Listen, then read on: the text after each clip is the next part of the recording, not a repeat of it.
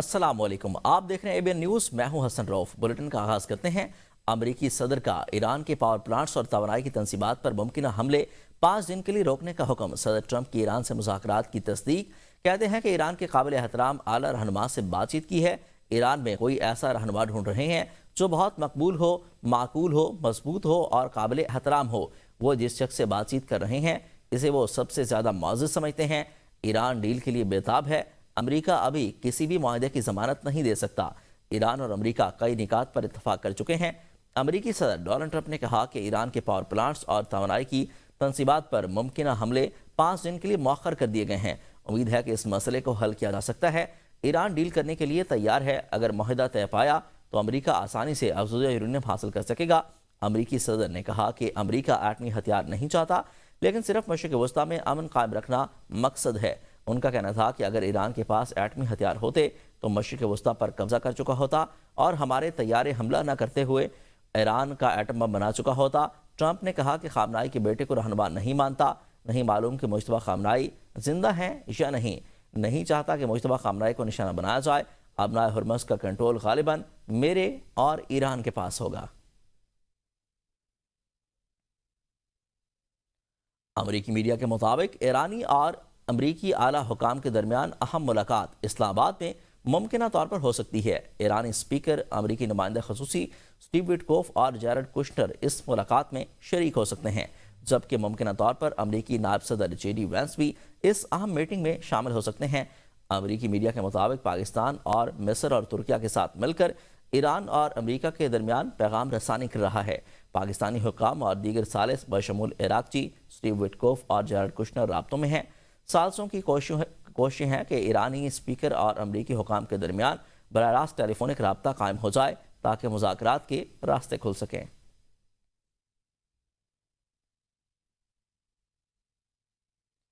ایران امریکہ کشیدگی ختم کرانے کی کوشش، پاکستان ثالثی میں پیش۔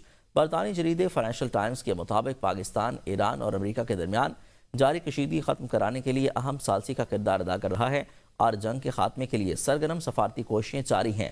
رپورٹ کے مطابق army chief general Syed Asim Munir نے اتوار کے روز امریکی صدر ڈونلڈ ٹرمپ سے رابطہ کیا، جبکہ وزیراعظم شہباز شریف نے ایرانی صدر مسعود پزشکیان سے بات چیت کی ہے۔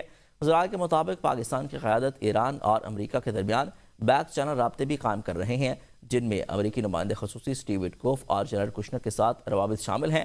پاکستانی حکام کا کہنا ہے کہ اسلام آباد قیام امن کے لیے تعمیری کردار ادا کرتا رہے گا اور فریقین کے درمیان مذاکرات کی راہ ہموار کرنے کی کوششیں جاری ہیں۔ رپورٹ میں بتایا گیا ہے کہ پاکستان نے ممکنہ طور پر اسلام آباد کو مذاکراتی مقام کے طور پر بھی پیش کیا، جہاں امریکی اور ایرانی حکام کے درمیان اعلیٰ سطحی ملاقات ہو سکتی ہے۔ اس کے ساتھ ساتھ ترکیہ، مصر اور قطر بھی سفارتی کوششوں میں متحرک ہیں اور خطے میں کشیدگی کم کرنے کے لیے مختلف سطح پر رابطے جاری ہیں۔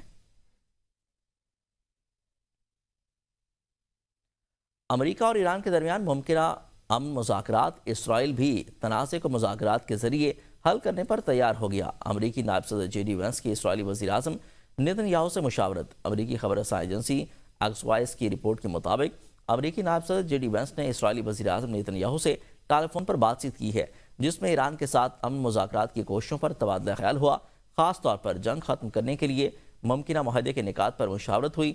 دونوں رہنماؤں نے اس بات پر زور دیا کہ تنازع کو بات چیت کے ذریعے حل کرنے کی کوششیں جاری رکھی جائیں، خطے میں کشیدگی کم کرنے کے لیے سفارتی راستے تلاش کیے جائیں۔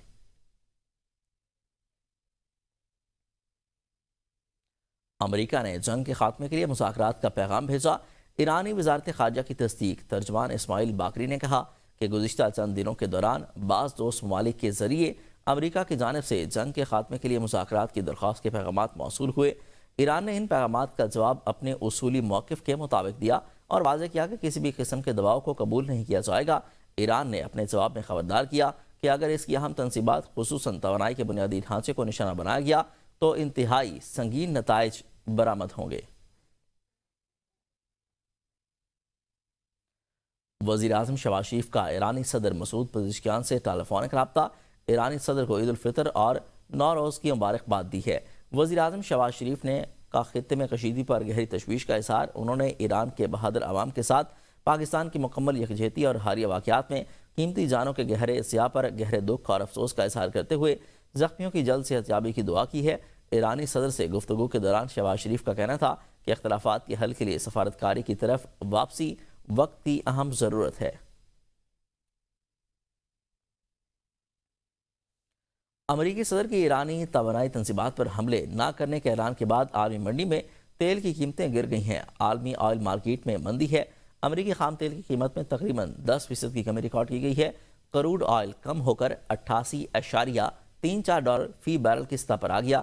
برطانوی خام تیل برنٹ کروڈ آئل کی قیمت میں بھی تقریباً 10% کی کمی ریکارڈ کی گئی، جس کے بعد برنٹ کروڈ $101.49 فی بیرل پر آ گیا ہے۔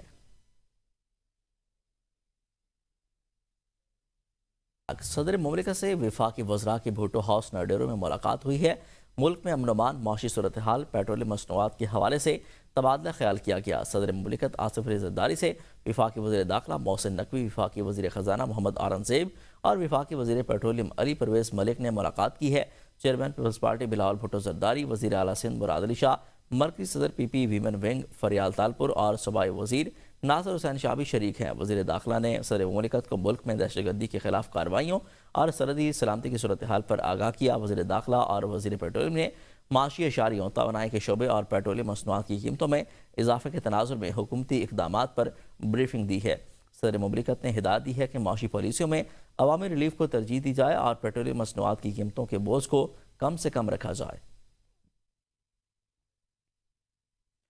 بانی پی ٹی آئی کا پیمز اسپتال میں معائنہ بینائی تسلی بخش قرار۔ میڈیکل ٹیم کے مطابق بانی کی رضامندی سے تیسرا اینٹی وی جی ایف انجیکشن لگایا گیا۔ پروسیجر کے مطابق تمام احتیاطی تدابیر اختیار کی گئیں۔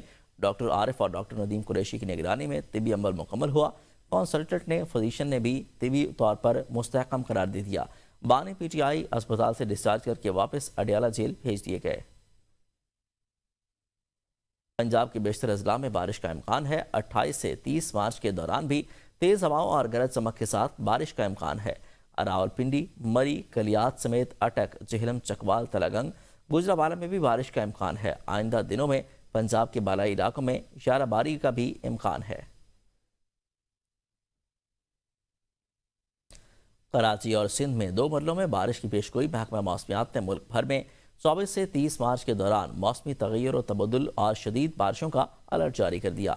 الرٹ کے مطابق مغربی ہواؤں کا طاقتور سلسلہ کل بلوچستان کے جنوب مغربی علاقوں میں داخل ہوگا، جو دیکھتے ہی دیکھتے پورے ملک کو اپنی لپیٹ میں لے لے گا۔ 28 اور 29 مارچ کو دوبارہ طوفانی ہواؤں، گرج چمک اور ژالہ باری کی پیشگوئی کی گئی ہے۔ 28 سے 30 مارچ کے دوران مقامی ندی نالوں میں طغیانی اور سیلابی ریلوں کا خطرہ ظاہر کیا گیا ہے۔ زراعت اور درجہ حرارت پر اثرات۔ پنجاب، سندھ اور خیبر پختونخوا میں آندھی اور ژالہ باری کے باعث کھڑی فصلوں کو شدید نقصان پہنچانے کا اندیشہ ہے۔ نشریاتی ادارے بی بی سی پر گمراہ کن کوریج اور امتیازی سلوک کے الزامات۔ برطانوی عدالت میں اہم سماعت ہوئی۔ برطانوی میڈیا کے مطابق برطانیہ کی عدالت میں برٹش براڈ کاسٹنگ کارپوریشن کے خلاف اہم سماعت میں انکشاف ہوا کہ اسرائیل غزہ جنگ کے دوران ناظرین کو مبینہ طور پر گمراہ کیا گیا۔ 5 عرب نیاز صحافیوں کو ادارے پر امتیازی سلوک اور غیر منصفانہ برطرفیوں کا الزام عائد کیا گیا۔ درخواست گزاروں میں عامر سلطان سمیت دیگر صحافی شامل ہیں، جن کا کہنا ہے کہ ادارتی اصولوں کی خلاف ورزیوں کی نشاندہی پر انہیں نشانہ بنایا گیا۔ عدالت میں پیش دستاویزات کے مطابق بی بی سی انتظامیہ نے غلطیوں کا جائزہ لینے کے لیے اندرونی اجلاس بھی کیے ہیں۔ یہ B B C World Service کے خلاف اپنی نوعیت کا غیر معمولی کیس قرار دیا جا رہا ہے۔ اب کھیلوں سے جڑی خبریں شامل کرتے ہیں۔ پی ایس ایل کی تمام فرنچائزز کو chairman P C B Mohsin Naqvi نے اپنے گھر عشائیے پر مدعو کر لیا۔ ذرائع کے مطابق چیئرمین پی سی بی کے گھر پر پی ایس ایل کے لیے آنے والے ملکی اور غیر ملکی کھلاڑیوں کے اعزاز میں عشائیے کا اہتمام کیا گیا۔ عید کے تیسرے روز چیئرمین پی سی بی کے گھر تمام 8 فرنچائز کے ملکی اور غیر ملکی کھلاڑی اکٹھے ہوں گے۔ آپ کو آگاہ کرتے چلیں کہ chairman P C B Mohsin Naqvi کے گھر پر پی ایس ایل سے پہلے جو تمام کھلاڑی ہیں، چاہے وہ ملکی ہوں یا غیر ملکی کھلاڑی، ان تمام کو ان کے گھر پر مدعو کیا گیا ہے۔ عشائیے پر محسن نقوی نے ان کو مدعو کیا ہے۔ پی ایس ایل کے لیے آنے والے تمام ملکی اور غیر ملکی کھلاڑیوں کے اعزاز میں عشائیے کا اہتمام کیا گیا ہے۔ نیوز اسٹوڈیو سے فی الوقت اتنا ہی۔ باخبر رہیے اور دیکھتے رہیے ABN نیوز، قوم کی سوچ۔